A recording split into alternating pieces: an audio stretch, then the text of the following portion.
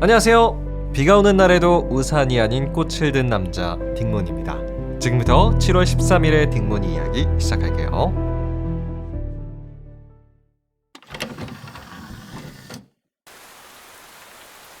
자, 지금 정말 비가 많이 오고 있죠. 여러분이 사시는 곳은 어떤가요? 비가 많이 오나요? 저는 오늘 창밖의 비를 보면서 문득 그런 생각을 했습니다.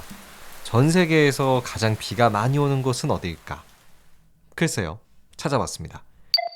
일단 우리나라도 꽤 비가 많이 오는 곳이래요. 세계 연간 평균 강수량이 한 900mm 정도 된다고 하는데 우리나라는 1300mm, 한 400mm 정도 더 비가 많이 온다, 뭐 이렇게 볼 수가 있고요. 영국이 왜 비가 많이 온다는 이미지가 있잖아요. 영국 사람들 생각하면 좀 우산 들고 다니는 느낌이 좀 있는데 사실 영국은 연간 강수량이 한 880 정도밖에 안 돼서 우리나라가 영국보다 비가 조금 더 많이 온다고 합니다. 신기하네요. 자, 그런데 이런 대한민국보다 10배는 더 비가 많이 오는 곳, 콜롬비아의 초코라는 지역인데요. 달콤한 이름과는 좀 다르게 지독하게 아주 비가 내리는 곳이죠. 1년 강수량 13,000mm로 전 세계에서 가장 또 비가 많이 오는 지역이라고 합니다. 자, 그래서 오늘은 비도 오겠다, 콜롬비아의 역사를 준비했어요. 콜롬비아 하면 솔직히 좀 떠오르는 이미지는 축구, 뭐 아니면 커피, 요런 게 있죠. 근데 콜롬비아의 이 독립 이야기가 상당히 재밌어요. 사실 콜롬비아는 오랜 기간 동안 스페인한테 식민 지배를 당했는데요. 때는 1810년에 한 사건으로 인해 콜롬비아 국민들이 똘똘 뭉쳤고 스페인한테 독립을 이후에 쟁취를 해냈어요. 근데 그 국민들을 모을 수 있었던 사건, 일명 꽃병 사건이 꽤나 재밌거든요. 지금부터 비 오는 날에 듣는 콜롬비아의 꽃병 사건 시작합니다. 때는 1810년 7월 10일이었어요. 당시 콜롬비아에는 루이스 루비오라는 사람이 있었는데요. 그는 어느 날 주변 지인한테 편지 한 통을 받아요. 편지에는 이렇게 쓰여 있었죠. 안녕 루이스, 오늘 저녁에 너네 집에 잠깐 들릴 것 같은데 괜찮을까? 같이 저녁 먹으면서 근황 이야기도 좀 해보자고. 루이스는 자신의 오랜 친구가 자기의 집에 놀러 온다는 사실을 듣고 굉장히 들떴어요. 그리고 집안을 한번 쓱 둘러봤죠. 근데 왠지 모르게 집이 좀 삭막해 보이는 거예요. 그래서 루이드는 번뜩 아이디어를 떠올렸습니다.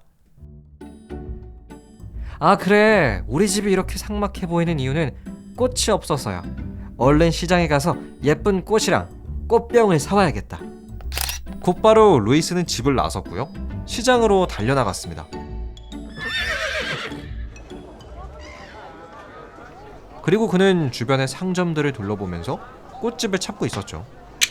그러던 그의 눈에 한 꽃가게가 눈에 들어왔어요. 그는 그 가게 안으로 문을 열고 들어갔죠. 계세요? 누구십니까? 아 예, 저희 꽃병을 사고 싶은데요. 어? 꽃병? 아이 그보다 너 콜롬비아 사람이냐? 예, 맞습니다. 근데 왜요? 우리 가게는 콜롬비아 식민지인들 너네들한테는 물건을 팔지 않는다. 나가! 아니 그게 무슨 소립니까? 콜롬비아에서 장사를 하면서 콜롬비아 사람들한테 물건을 팔지 않는다뇨. 우린 스페인 사람들한테만 팔면 돼. 빨리 나가! 아이 살게요. 돈 주고 산다니까요. 나가!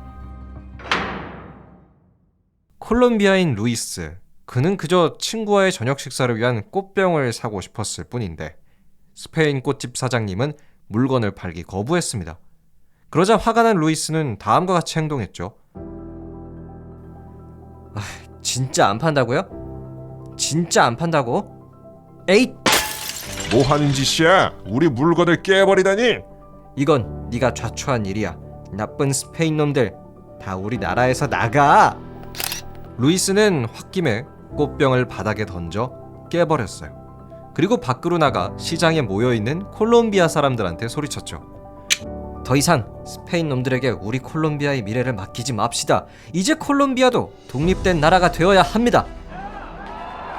어딨어? 맞습니다.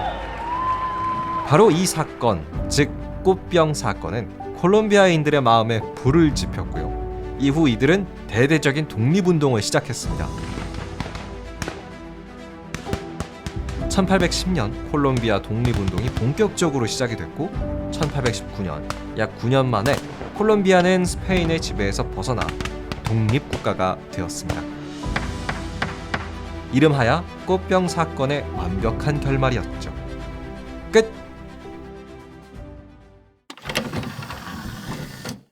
네, 어떠셨나요? 콜롬비아의 꽃병 사건인데요.